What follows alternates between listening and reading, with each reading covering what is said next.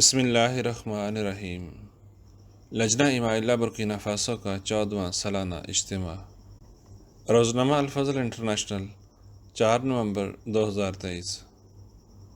مکرمہ سائمہ ہینا صاحبہ secretary ناصرات الحمدیہ Burkina Faso اطلاع دیتی ہیں۔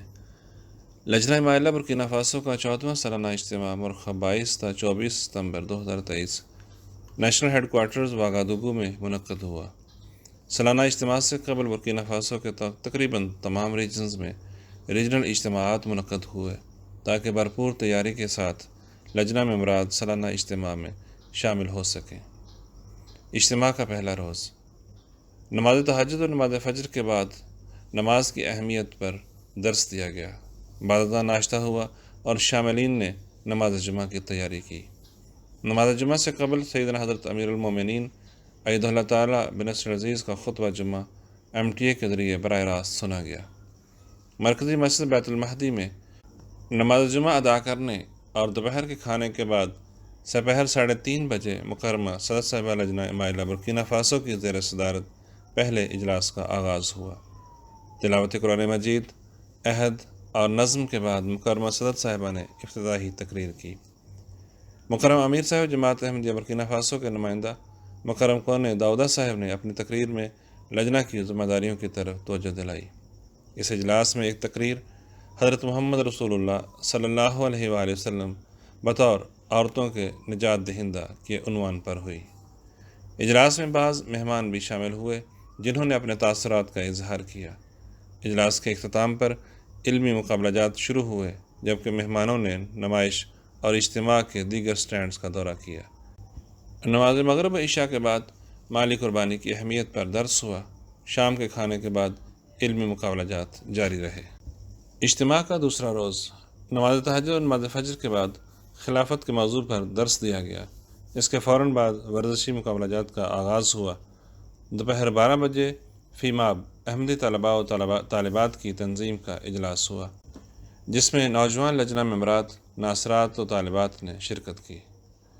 ناصرات کا سیشن شام 3:30 بجے اجتماع گاہ میں ناصرات کا الگ سیشن منعقد ہوا۔ تلاوت و ترجمے کے بعد ناصرات کا عہد خاکسار نیشنل سیکرٹری ناصرات الحمدیہ نے دہرایا، پھر نظم ہوئی اور مہمانوں کو خوش آمدید کہا گیا۔ اس اجلاس میں ناصرات الحمدیہ کی قربانی کے عنوان سے ایک تقریر ہوئی جس کا ترجمہ مختلف زبانوں میں کیا گیا۔ ناصرات نے ایک مکالمہ پیش کیا جسے بہت پسند کیا گیا۔ ناصرات کے اجلاس میں مکرمہ صدر صاحبہ لجنہ امائلہ برکینا فاسو نے شرکت کی اور بچیوں میں انعامات تقسیم کرنے کے ساتھ ساتھ ان کی حوصلہ افزائی بھی کی۔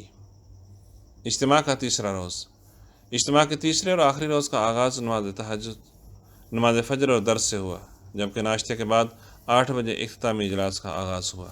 اجلاس کی صدارت مکرمہ صدر صاحبہ لجنہ امائلہ برکینا فاسو نے کی۔ تلاوت، عہد اور نظم کے بعد اجتماع کی رپورٹ پیش کی گئی۔ مکرمہ صدر صاحبہ نے متفرق مقابلہ جات میں نمایاں پوزیشن لینے والی لجنہ ممبرات و ناصرات میں انعامات تقسیم کیے۔ اس موقع پر بعض مہمانوں نے اپنے تاثرات کا اظہار کیا۔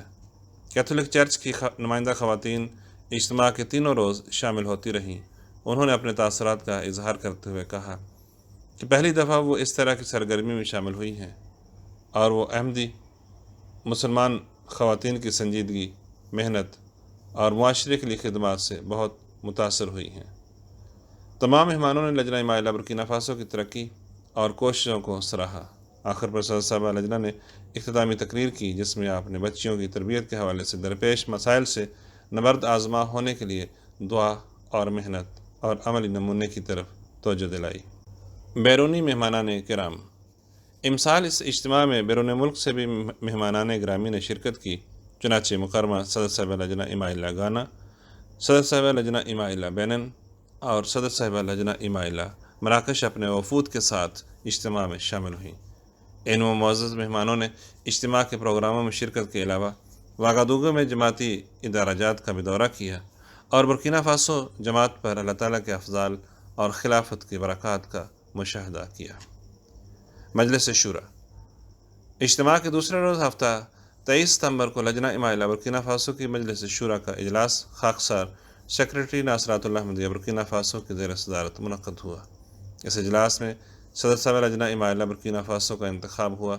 انتخاب کی اس کارروائی کی رپورٹ سیدنا حضرت امیر المومنین ایدہ اللہ تعالیٰ بنصر العزیز کی خدمت میں منظوری کی غرض سے بھجوائی گئی تو حضور انور نے ادرائے شفقت نئی مدت کے لیے مکرمہ باری اومو صاحبہ اہلیہ مکرم بپینہ صاحب کا نام بطور صدر لجنہ اماہلہ برکینا فاسو منظور فرمایا۔ نمائش۔ اجتماع کے موقع پر ایک نمائش کا اہتمام کیا گیا تھا جس میں جماعتی کتب اور لٹریچر کے علاوہ لجنہ مناصرات کی طرف سے بنائے گئے آرٹ کے نمونے بھی اویزاں کیے گئے تھے۔ لجنہ اماہلہ کی مختصر تاریخ ایک بورڈ پر لکھ کر لگائی گئی تھی۔ نمائش کو 500 کے قریب لوگوں نے وزٹ کیا۔ بازار۔ اجتماع کے موقع پر بازار کا انتظام کیا گیا تھا۔ اس بازار میں لجنہ مناصرات کی ہینڈی کرافٹ بھی رکھی گئی۔ اس طرح ضرورت کی دوسری اشیاء بھی موجود تھیں۔ Media coverage.